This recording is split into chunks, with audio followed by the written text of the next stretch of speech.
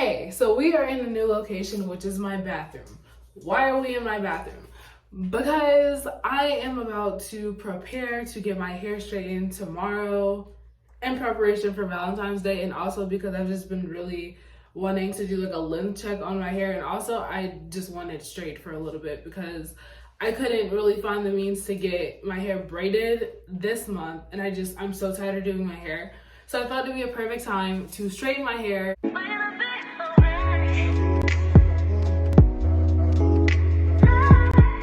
I think it was over 2 years since I even straightened my hair. I've been natural for about 2 years, but I transitioned, so that took a little longer. So I think it's been a really long time since I had my hair straightened. So no, I'm not relaxing my hair. I am just straightening it, but I have to prepare for it at 1 o'clock in the morning because my hair appointment is at 8:30. So that is why I look crazy right now, is because it's 1 o'clock in the morning. I just woke up. I had to take a nap. My dogs have separation anxiety and cannot do anything without me. So that's why they're in here with me too. I thought I'd take you guys all along on the journey of me preparing for me to get my hair straightened. So I told her that she didn't have to worry about washing my hair. I will go ahead and do that. I felt like before I even got my hair straightened, it needed to go through a little bit of TLC. So I am going to be shampooing and conditioning my hair and then deep conditioning my hair in preparation for tomorrow. This is what a week of high pony gets you. Yep, it's super dry. Oh my god, we gotta fix this. So my hair has been shampooed and conditioned, and now we're about to deep condition it. What we're working with right now, and that's okay because it's a process. It's a process. So this is why I needed to take a nap before I started this, just because like this is a lot, because I still have to get back in the shower. Yeah, back in the shower to rinse off this deep conditioner, but that's okay. As I mentioned before, I mixed 2 hair masks together because I think it just really works well on my hair. So I have the Miss Jessie's Super Sweet Back Treatment. This makes my hair smell, one, really good, but also brings so much moisture back into my hair. I have actually never, you're supposed to let this sit for 30 minutes. I actually have not done that. I have never let this sit for 30 minutes. I'm normally like, I think the max I've let it sit is for like 15 minutes. So we'll see how the full 30 minutes goes. I'm also mixing it with this Thank God It's Natural Honey Miracle Hair Mask. My hair loves honey. Like any products that have honey in it, my hair really gravitates to. So I will be mixing these together and leaving it on my hair for 30 minutes. This smells like cotton candy. Like, I don't know how else to explain. It just smells so good. My hair does not absorb anything unless it's wet, and the water that I use has to be like scorching hot. So, and this honestly isn't even hot enough, but I don't feel like doing it again. So we're gonna have to just drench the hair and see how it goes. Actually, I really need this to be hot. While we're doing this, I'm going to get into my little ranty rant about the natural hair community. I basically decided to go natural because I found natural hair YouTube. I think I found I Am Treya first. I don't even know how I ended up on that side of YouTube. That's what's so crazy to me, is that I literally, for the life of me, cannot remember how I ended up on natural hair YouTube, because that wasn't the content I usually watched. And so my hair, since I can remember, has either been straightened with like, via hot comb, via, relaxers. My hair has always been straight. So I actually had never even seen like what my natural hair looks like curl pattern wise, had never seen what my natural hair looked like. So I was told that I was told, by my mom that I didn't have a curl pattern and my hair was not going to look like how I thought it was going to look. I think she meant it in relation to how my sister's hair looked, which, I wasn't really expecting it to, because my sister has a very loose curl pattern. I kind of figured I wouldn't have that. So I got really into watching people transition from relaxed to natural. Like, either they just cut all their hair off, which I knew I was never going to do.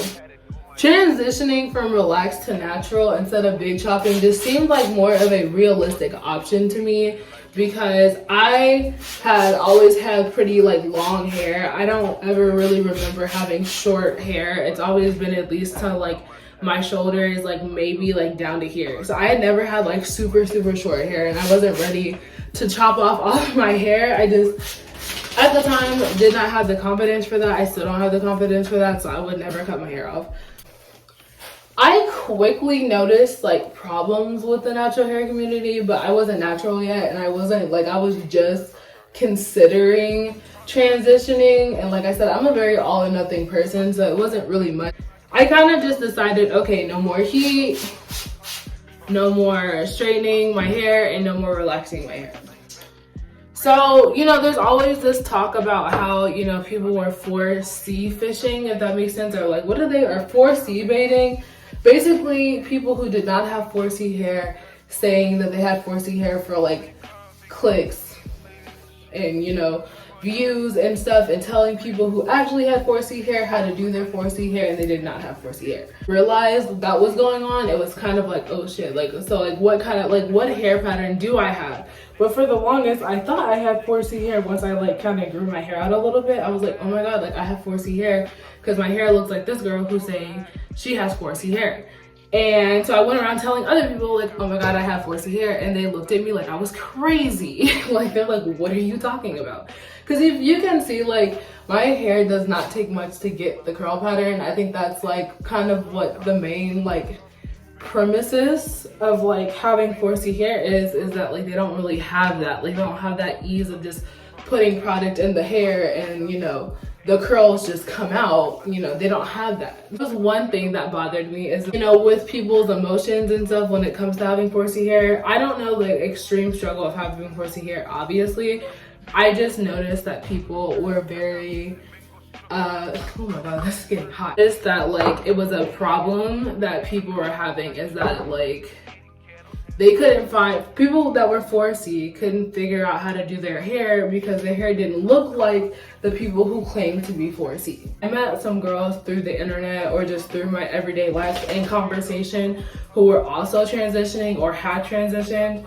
And I, you know, I added them on, you know, Snap or Instagram or whatever. Every time, and I mean every time I did something that was against the law, and I mean like that in the most like serious but unserious way in the natural hair world, they would come flying and sliding up onto my thing, being like, oh my god, why are you blowing out your hair? You cannot use heat while you're transitioning. You're gonna have to start all over. Like, flying, like, what are you doing? Oh my god, you're gonna have to start all over. Don't do that. But I was like, okay, well, you guys told me to use protective styling to make the transition process easier. But the people that are braiding my hair are also telling me that I cannot even get my hair braided unless it's blow dried out. So I was like, what am I supposed to do?